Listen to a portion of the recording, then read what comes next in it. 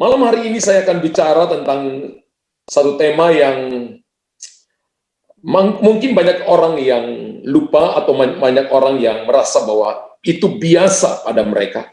Tapi sebenarnya itu sesuatu yang tidak biasa, sesuatu yang harus Bapak Ibu singkapkan, sesuatu yang harus Bapak Ibu lihat, sehingga rohani kita, pertumbuhan iman kita semakin bertumbuh di dalam Tuhan.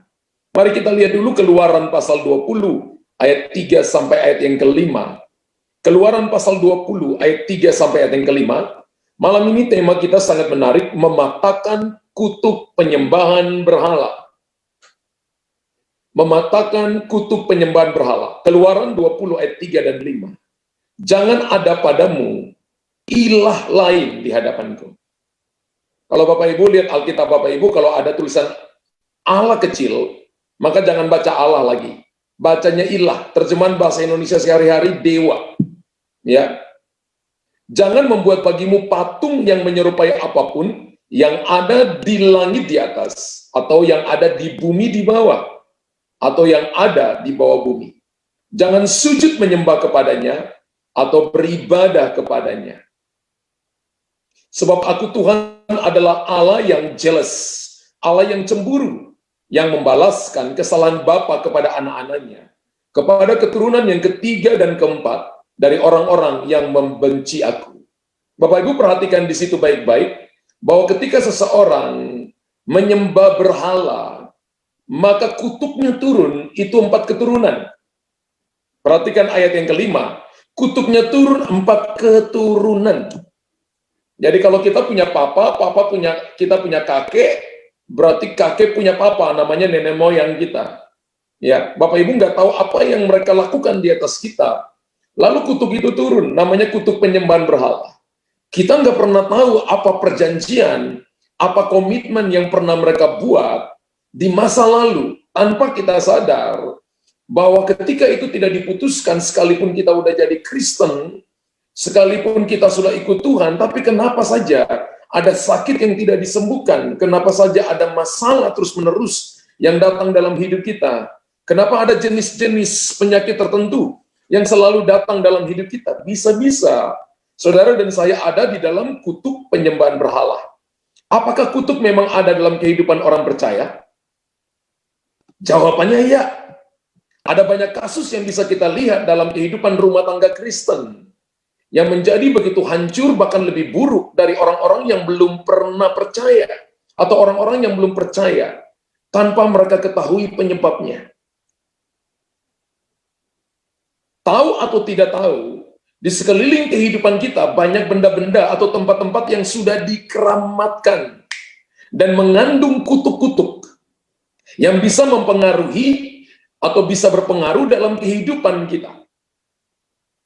Banyak orang Kristen yang terus-menerus mengalami kesusahan, kegagalan, sakit penyakit, akibat ketidaktahuan adanya kutuk di dalam hidup mereka. Sedikit orang yang punya pengetahuan tentang hal yang terkait dengan kutuk. Bagaimana kehidupan kita dapat baik dan bertumbuh secara rohani, tergantung pengetahuan kita akan ajaran-ajaran Tuhan.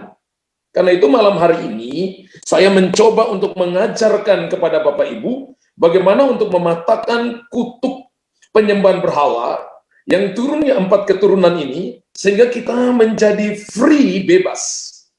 Apakah di dalam keluarga ada masalah perceraian, hubungan saudara atau incest? Apakah ada kemiskinan, kemarahan yang tidak terkendali, kekafiran, mati muda, kecelakaan, sakit yang belum disembuhkan? Bapak Ibu bingung, pergi ke dokter, habiskan uang banyak, tapi kok nggak sembuh-sembuh? Kok dalam keluarga saya sering ada yang mati muda, kecelakaan terus-menerus, mati karena kecelakaan? Bisa saja kita ada di dalam kutuk penyembahan berhala. Apabila demikian, saudara harus datang pada Tuhan, berdoa dan tanya Tuhan, apakah ada kutuk dalam kehidupan saya dan saudara? Sebab yang bisa menyingkapkan rahasia-rahasia yang tersembunyi hanya Tuhan. Nah, kita harus mempelajari Alkitab sebagai sumber informasi yang lengkap. Katakan amin. Amin. Sekali lagi, kita harus mempelajari Alkitab sebagai sumber informasi yang lengkap. Dan kita terima sebagai suatu keutuhan. Perjanjian lama dan perjanjian baru yang digenapi oleh Tuhan Yesus Kristus. Ingat bahwa Tuhan Yesus tidak datang membatalkan perjanjian lama, tetapi menggenapinya. Bahkan saya katakan bahwa perjanjian baru ditulis di atas dasar perjanjian lama. Kita akan temukan bahwa ada kutub yang berasal dari Tuhan, dan ada yang berasal dari setan atau pengikutnya.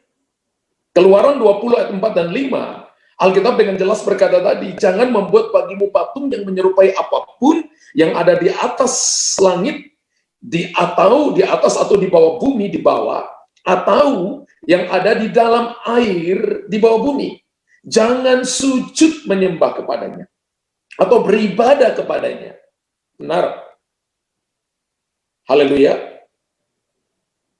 Sebab aku Tuhan adalah Allah yang cemburu, yang membalaskan kesalahan bapa kepada anak-anaknya, kepada keturunan yang ketiga dan keempat dari orang-orang yang membenci aku. Lalu kalau Bapak Ibu perhatikan baik-baik Ulangan 30 ayat 19. Ulangan 30 ayat 19 berkata, aku memanggil langit dan bumi menjadi saksi terhadap kamu pada hari ini. Kepadamu kuperhadapkan kehidupan dan kematian, berkat dan kutuk. Pilihlah kehidupan supaya engkau hidup, baik engkau maupun keturunanmu. Pilih kehidupan supaya engkau hidup. Nah, bagaimana kalau pilih kematian? Bagaimana kalau pilih kutuk? Kalau pilih berkat, maka engkau dan keturunanmu akan diberkati. Tapi bagaimana kalau pilih kematian atau pilih kutuk? Maka saya percaya keturunan kita akan menderita. Atau kita adalah bagian dari penderitaan orang-orang tua kita, generasi sebelum kita yang mengambil keputusan salah, terutama di dalam penyembahan berhala. Nah, Bapak Ibu perhatikan dengan sangat jelas, kutuk yang dikirim oleh Tuhan bertujuan agar orang tersebut berbalik dari jalannya yang jahat. Hidupnya dimurnikan dan kembali kepada Tuhan. Haleluya. Nah, orang-orang yang tidak merespons untuk memutuskan kutuk tersebut, maka dia akan terkena kutuk yang dapat menghancurkan hidupnya, bahkan menuju kepada kematian. Jadi ketika Tuhan tegur kita, Tuhan bicara kepada kita melalui firman-Nya, menyingkapkan kebenaran kepada kita, karena kita harus mengerti firman Allah, mengerti firman Tuhan secara utuh. Harus melihat perjanjian lama dan perjanjian baru sebagai kitab yang utuh yang Tuhan berikan kepada kita sebagai guidance untuk hidup saudara dan saya sejahtera. Untuk masa depanmu sungguh ada, harapanmu tidak akan pernah hilang. Karena itu dibentangkan dalam Ulangan 30, Ulangan 28, pilih berkat atau kutuk, pilih kehidupan atau kematian. Amin. Dan hidup ini adalah sebuah pilihan. Ada kutuk yang berasal dari nenek moyang. Matius 27 ayat 24 dan 25. Matius 27 ayat 24 25, ketika Pilatus melihat bahwa segala usaha akan sia-sia, malah sudah mulai timbul kekacauan, ia mengambil air dan membasuh tangannya di hadapan orang banyak dan berkata, aku tidak bersalah terhadap darah orang ini. Itu urusan kamu sendiri. Dan seluruh rakyat itu menjawab, biarlah darahnya ditanggungkan atas kami dan atas anak-anak kami. Saudara tahu ketika bangsa Israel pada waktu itu yang dipimpin oleh imam-imam kepala ahli Taurat dan Saduki, mereka menyalibkan Yesus. Pilatus tidak mendapatkan kesalahannya, bahkan Pilatus mencuci tangannya. Dan saudara, orang Israel berkata, para pemimpin berkata, biarlah darahnya ditanggungkan atas kami dan atas anak-anak kami. Tahukah saudara, ketika Perang Dunia Kedua, orang Ibrani, orang Israel yang mati dibunuh oleh Hitler, itu kurang lebih 6 juta orang. Enggak sedikit, banyak sekali. Kenapa? Karena perkataan para pemimpin mereka. Biarlah darahnya ditanggungkan atas kami dan atas anak-anak kami. Tujuan dari kutuk yang dikirim oleh setan dan pengikutnya adalah mencelakakan, menghancurkan, seringkali menyebabkan kematian, menyiksa. Dan saya percaya bahwa semua kutuk dapat dipatahkan dengan pertobatan. Dan kuasa darah Yesus, katakan yes and amen.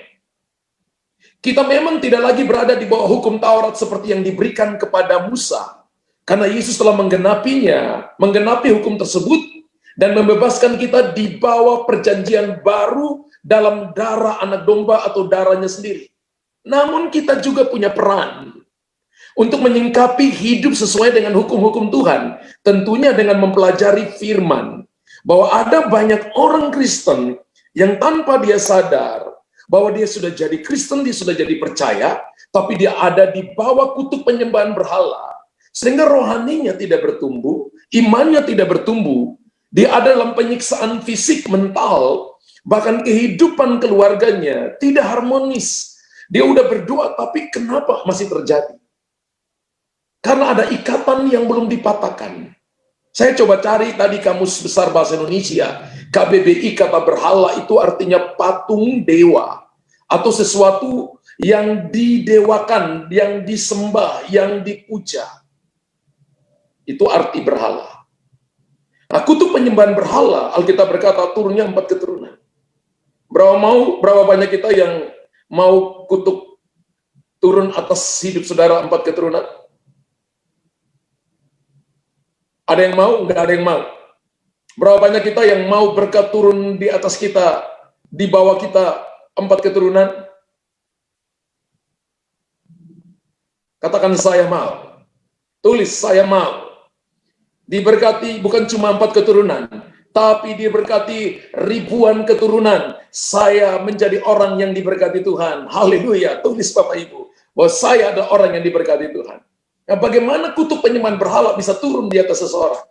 Kita belajar. Malam ini ada 2 hal besar yang saya sampaikan kepada saudara. Bagaimana kutuk penyembahan berhala bisa turun di atas seseorang? Yang pertama adalah memprioritaskan, karena orang itu memprioritaskan sesuatu lebih dari Tuhan. Ketika kita memprioritaskan sesuatu lebih dari Tuhan, maka itu adalah penyembahan berhala. Contoh Alkitab berkata dalam 1 Timotius 6 ayat 10, cinta uang itu adalah penyembahan berhala. Yeremia 1 ayat ke-16. Ya. Maka aku akan menjatuhkan hukumanku atas mereka. Karena segala kejahatan mereka. Semua mereka telah meninggalkan aku dengan membakar korban kepada ilah lain dan sujud menyembah kepada buatan tangannya sendiri.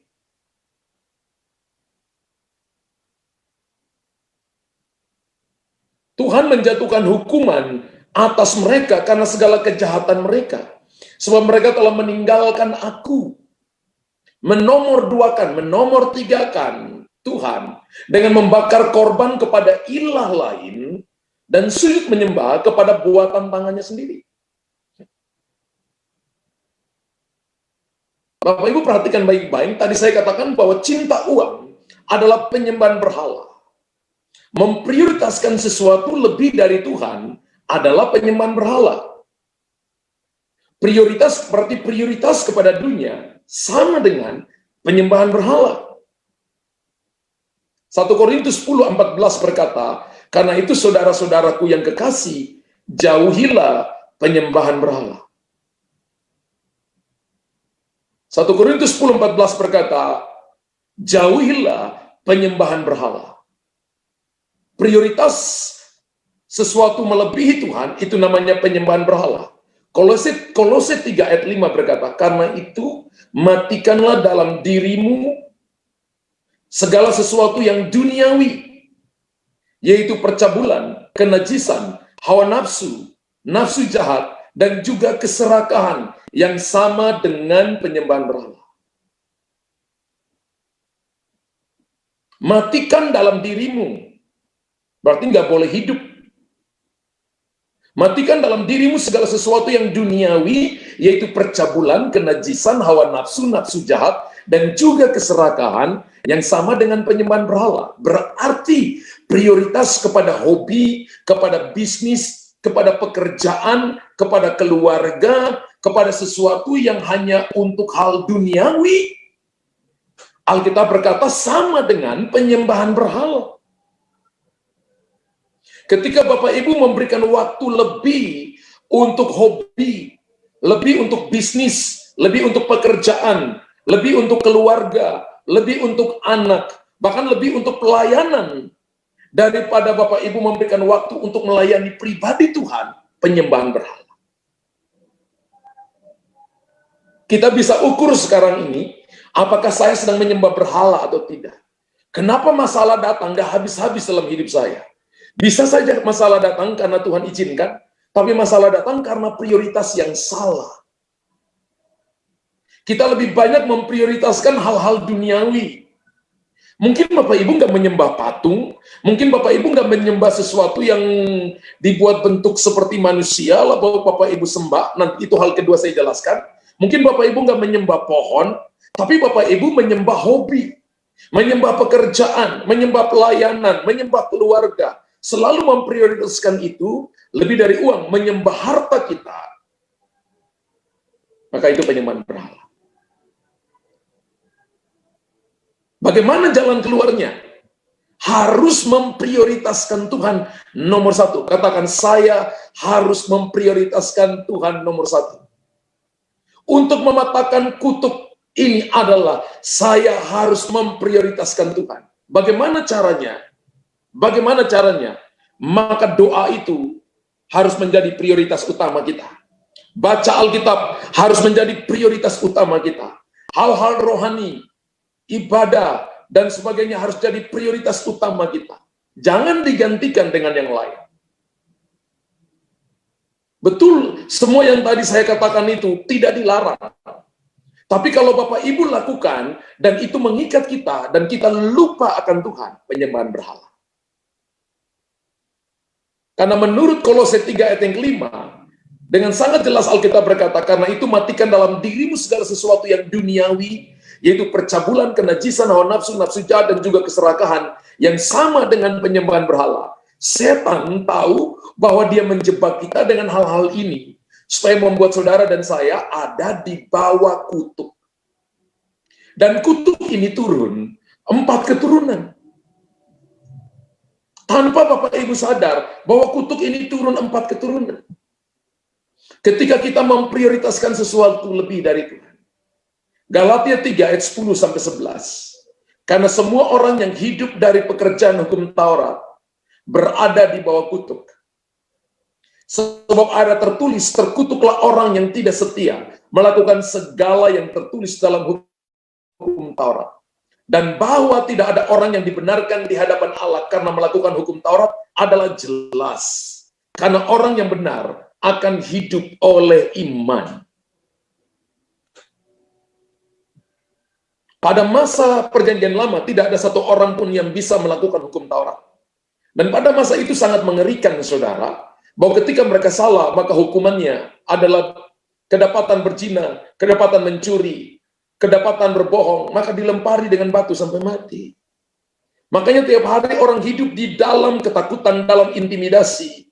Jangan-jangan hari ini adalah hidup terakhir saya, atau dilempari oleh satu bangsa dengan batu.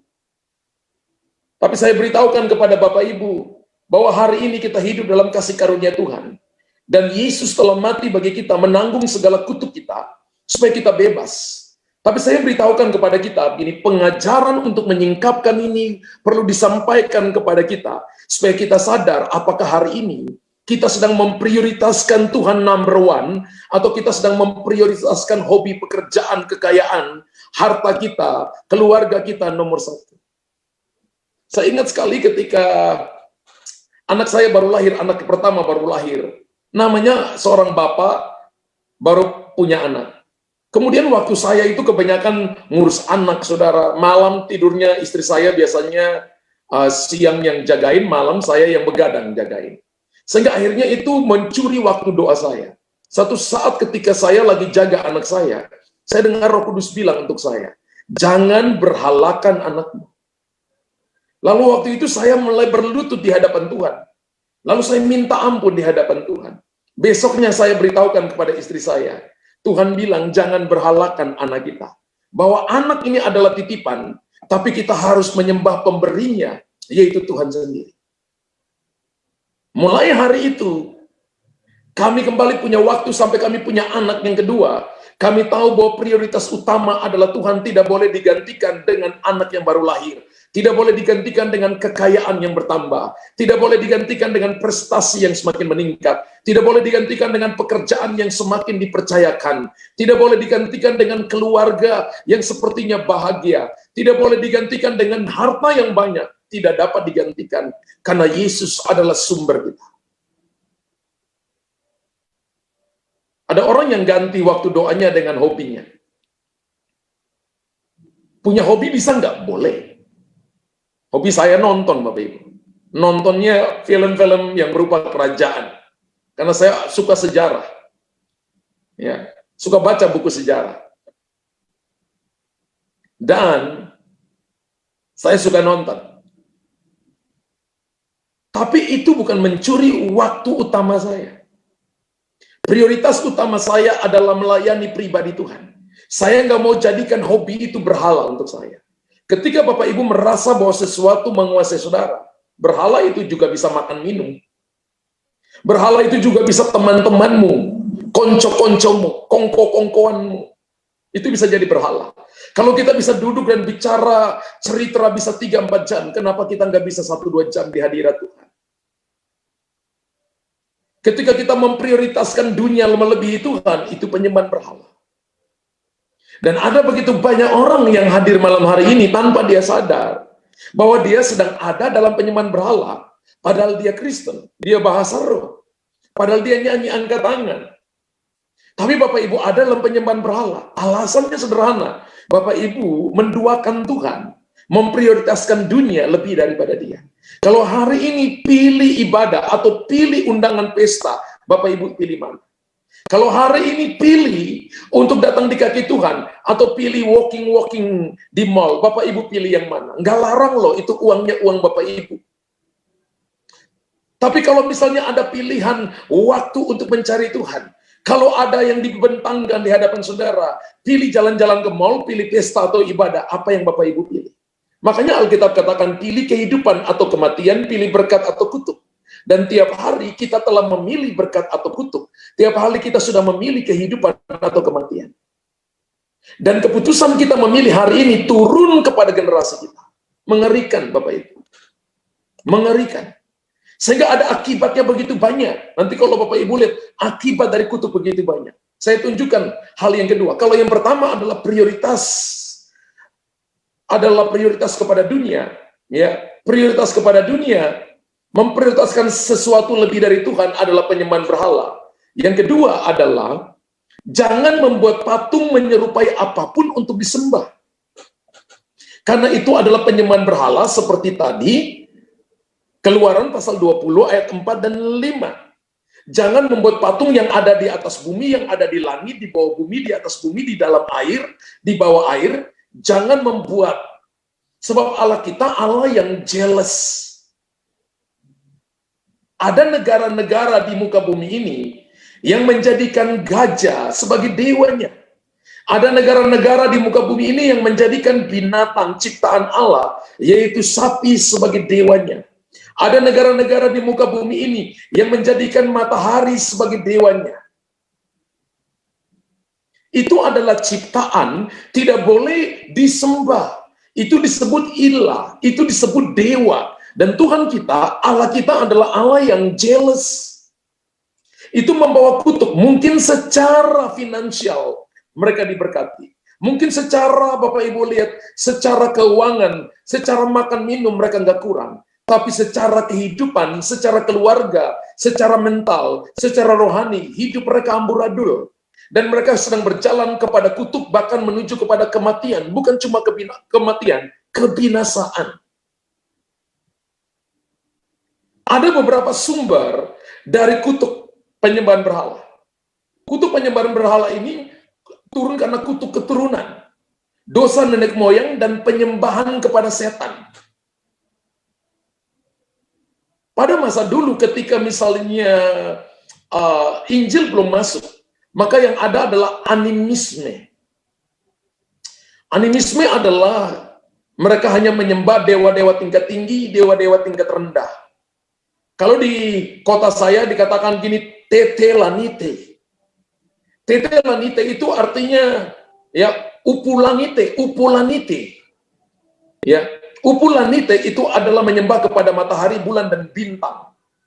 Sedangkan dewa-dewa tingkatan rendah itu namanya nitu-nitu, setan-setan kecil. Makanya di kota saya ada nama air namanya Wainitu. Wai itu air, nitu itu setan. Air setan katanya. Ya. Ketika Injil belum masuk, orang-orang tua kita karena belum kenal tentang firman Allah, mereka menyembah dewa-dewa tingkat tinggi. Karena mereka pikir karena itu jauh di sana dan itu luar biasa, tidak dapat dijangkau, lalu mereka menyembah itu. Dan akibatnya mereka buat perjanjian-perjanjian menyembah kepada berhala yang membawa kutuk turun kepada generasi demi generasi tanpa diputuskan. Ketika Injil masuk pun, ketika pembawa Injil masuk, karena supaya orang-orang asli bisa menerima Yesus sebagai Tuhan dan Juru Selamat, maka ada kompromi yang dibangun.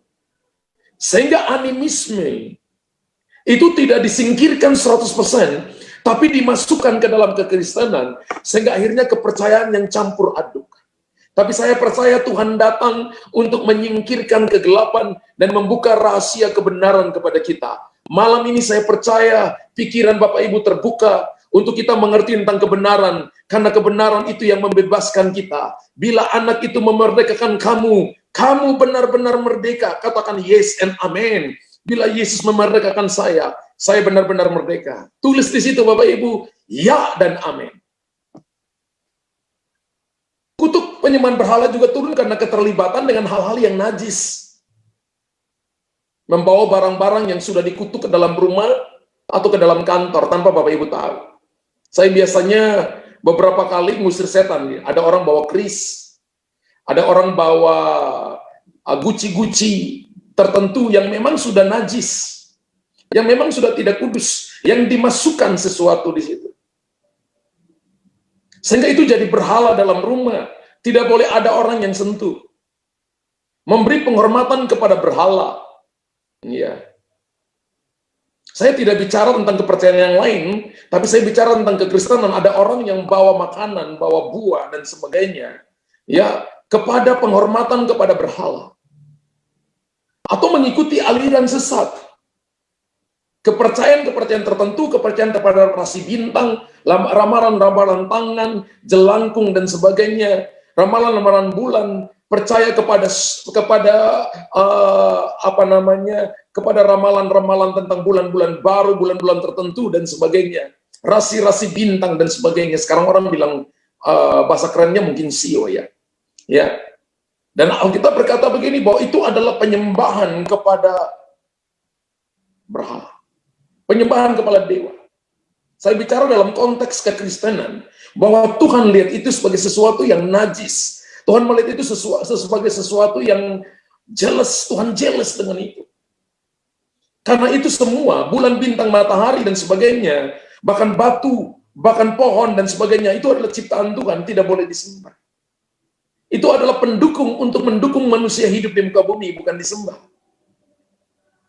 Nah, pelanggaran hak-hak atas suatu wilayah, misalnya begini, tinggal di wilayah yang najis dan dikutuk. Kemarin saya bicara tentang kutuk atas tanah. Ya. Tinggal di rumah yang najis dan dikutuk, tanpa Bapak Ibu tahu bahwa rumah itu diserahkan kepada ilah-ilah, kepada dewa-dewa. Tanpa sadar ketika Bapak Ibu masuk, maka Bapak Ibu ikut serta di dalam, terbawa dalam kutuk penyembahan berhala. Bapak Ibu menyentuh daerah setan, daerah yang dipakai untuk penyembahan kepada ilah-ilah, kepada dewa-dewa.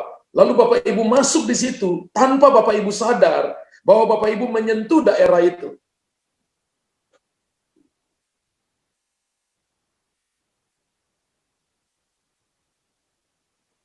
Atau melakukan peperangan rohani tanpa diperintah oleh Tuhan dengan jelas.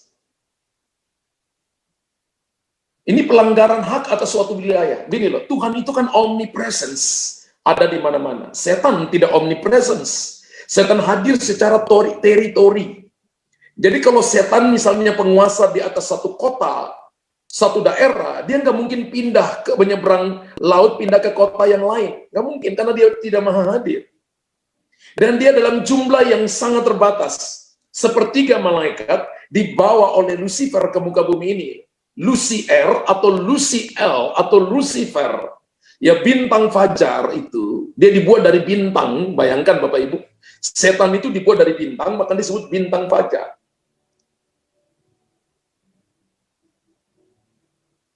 Menyentuh daerah setan.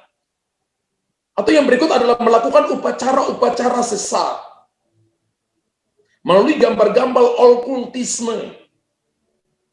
Bapak Ibu pernah ke para dukun, paranormal, lalu Bapak Ibu dipegang bagian-bagian tertentu tanpa sadar bahwa dia menginfuskan kekuatan kegelapan kepada Bapak Ibu. Atau minuman tertentu yang diberikan oleh dukun setelah dimantrain. Makan makanan tertentu, pakai akar bahar di tangan, pakai ikat kain, sesuatu yang ada mantranya ditaruh dalam dompet, ditaruh dalam saku celana, ditaruh pada ambang pintu rumah. Makanya ada orang taruh kepala BABI di depan rumahnya. Tapi dikasih mantra.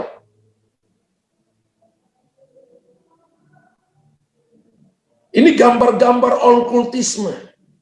Melalui alam roh secara langsung, saya pernah melayani orang telepati. Dia bisa bicara dengan orang yang ada di kota B, beda seberang lautan. Dia bisa bicara dalam telepati. Melalui alam roh secara langsung. Melalui hadiah-hadiah yang sudah dikutuk. Saya pernah doakan orang keris. Katanya ini kerisnya sakti. Kalau waktu-waktu tertentu dibaca mantranya bisa terbang. Disuruh untuk bisa membunuh orang dan sebagainya. Ada seperti itu.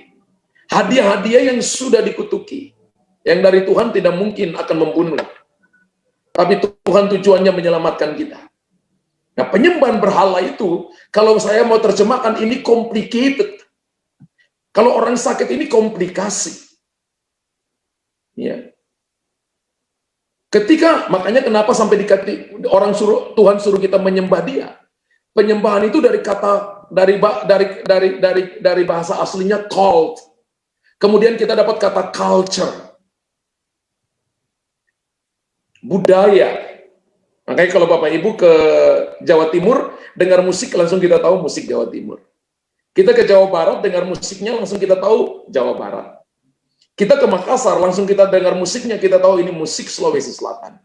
Kita ke Ambon, langsung kita tahu ini musiknya musik orang Ambon. Kita ke Medan, langsung kita tahu. Musik-musik itu mewakili culture. Haleluya. Dari cult. Nah, cultnya mana? Cult putih atau cult hitam? Budayanya budaya putih atau budaya hitam? Setan itu selalu pakai sarana, medium namanya. Makanya saya katakan bahwa penyembahan berhala ini komplikasi. Complicated. Di dalamnya ada. Jadi kalau Bapak Ibu tidak mematahkannya, tidak terlepas daripadanya, maka kita ada di dalam masalah besar. Nah, situasi dan tindakan yang nyata, misalnya mempermaikan setan, jai langkung misalnya. Bapak Ibu pernah, ya ada mungkin yang pernah jai langkung, atau menyantap makanan yang dipersembahkan kepada berhala, kemudian terjadi kebencian, iri hati, kata-kata yang tidak senonoh, mengingkari sumpah kepada Tuhan. Bayangkan ini complicated. Ya.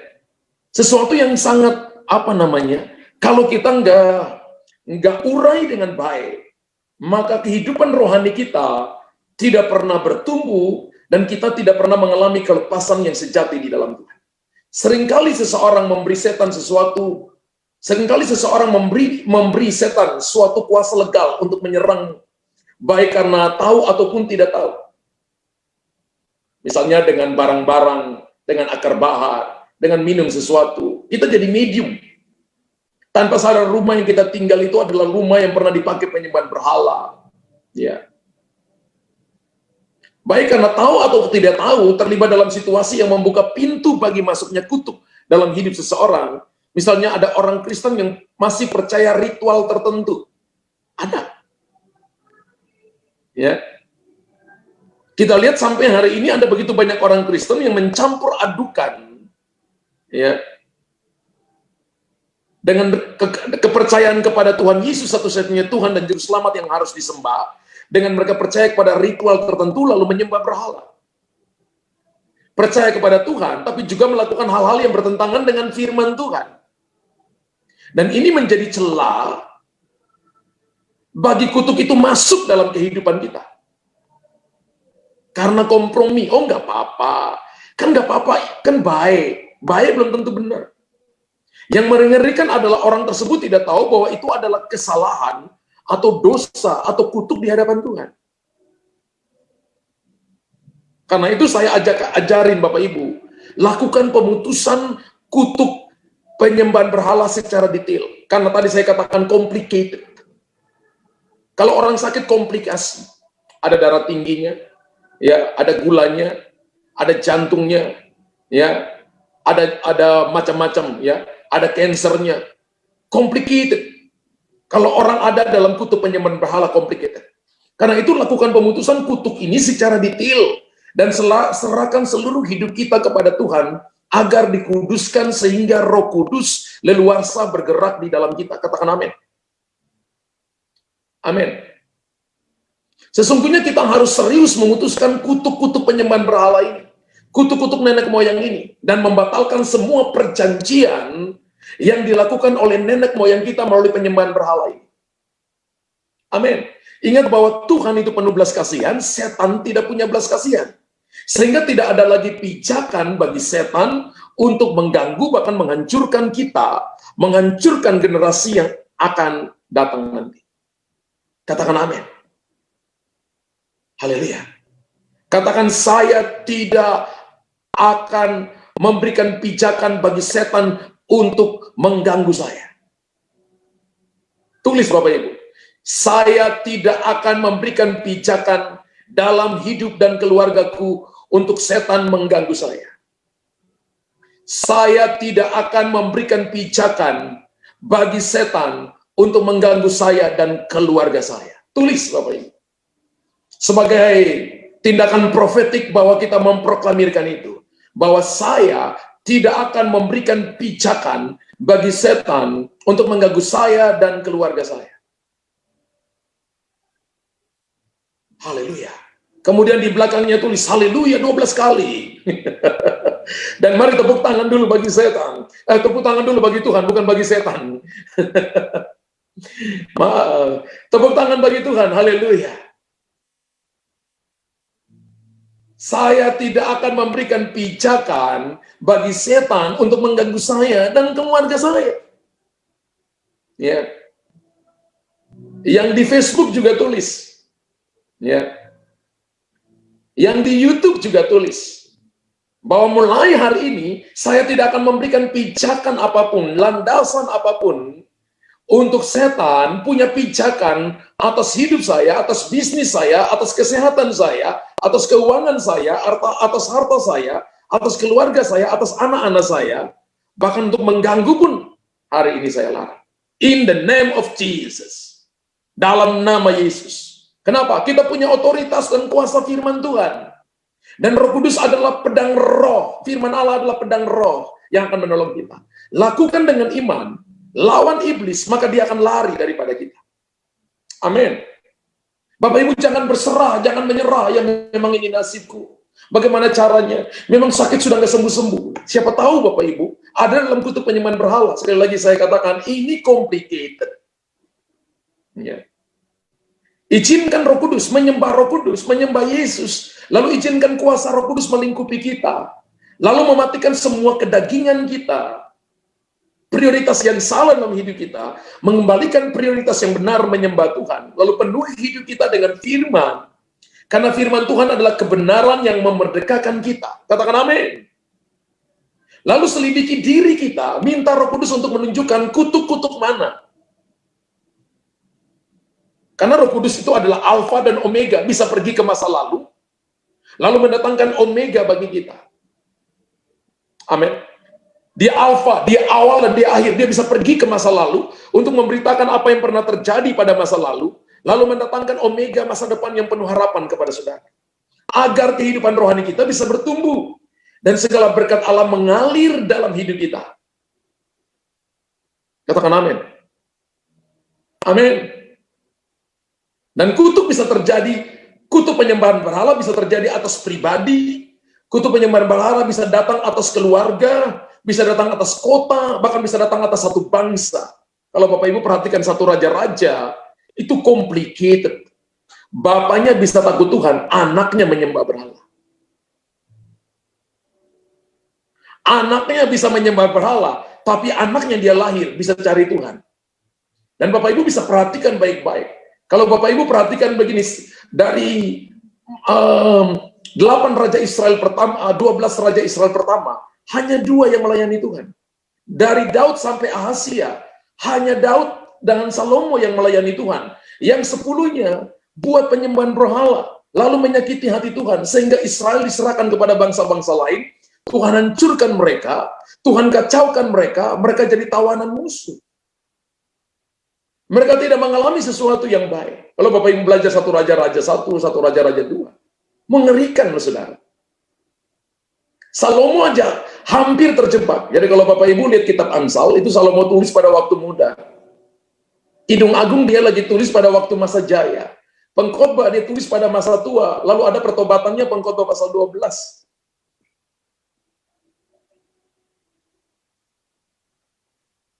Wow. Galatia 3 ayat 13 berkata, Kristus telah menebus kita dari kutuk hukum Taurat dengan jalan menjadi kutuk karena kita. Yesus telah menjadi kutuk bagi kita ketika dia ada di atas kayu salib. Sebab ada tertulis, terkutuklah orang yang digantung pada kayu salib. Karena pada masa itu, setiap orang yang tergantung di kayu salib itu dianggap terkutuk. Lalu Yesus menjadi kutuk bagi kita di situ, termasuk dia terkutuk bagi kita. Dia terkutuk bagi kita dan menanggung kutuk penyembahan berhala. Tapi Bapak Ibu harus sadar bahwa tindakan, pemikiran, pola pikir, gaya hidup kita hari ini menentukan apakah kita masih di bawah kutuk atau di bawah berkat keselamatan dan pemulihan ketika kita menyembah Tuhan secara utuh, tanpa mendua hati. Semua orang harusnya menyembah kepada Tuhan Yesus. Tidak ada nama lain yang olehnya kita dapat diselamatkan. Banyak nabi di dunia ini, banyak rasul di dunia ini, tapi juru selamat cuma satu, namanya Yesus Kristus Tuhan. Tepuk tangan bagi dia, katakan haleluya. Bapak Ibu tulis di situ, banyak nabi di dunia ini, banyak rasul di dunia ini, tapi juru selamat cuma satu, dan namanya adalah Tuhan Yesus. Tidak ada nama lain yang olehnya kita dapat diselamatkan, cuma nama Yesus. Yohanes 14 ayat yang ke-6 berkatalah, akulah jalan, kebenaran, dan hidup. Tidak ada seorang yang datang kepada Bapa tanpa melalui aku. Amin. Dan Wahyu 19 ayat 10. Wahyu 19 ayat yang ke-10.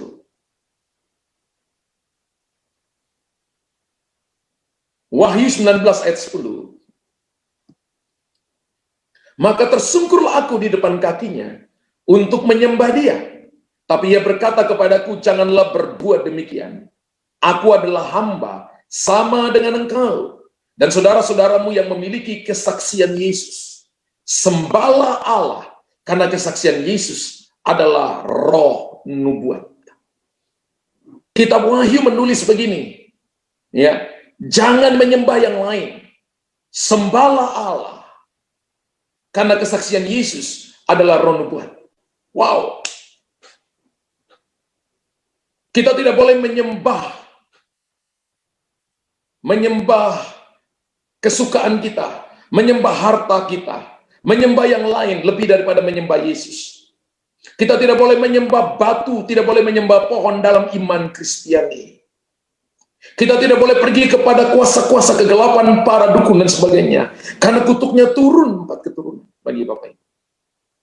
Hari ini kalau Bapak Ibu pernah lakukan, dan Bapak Ibu sepertinya terjerat di dalamnya, tadi saya ajarin saudara untuk Bapak Ibu keluar daripadanya, sehingga Bapak Ibu melihat kelepasan terjadi dan menyembah Yesus. Saya percaya ketika kita datang pada Yesus, maka Tuhan menyingkapkan kepada kita hal-hal yang tersembunyi, hal-hal yang kita tidak mengerti, hal-hal yang selama ini sangat complicated akan disingkapkan Tuhan bagi kita.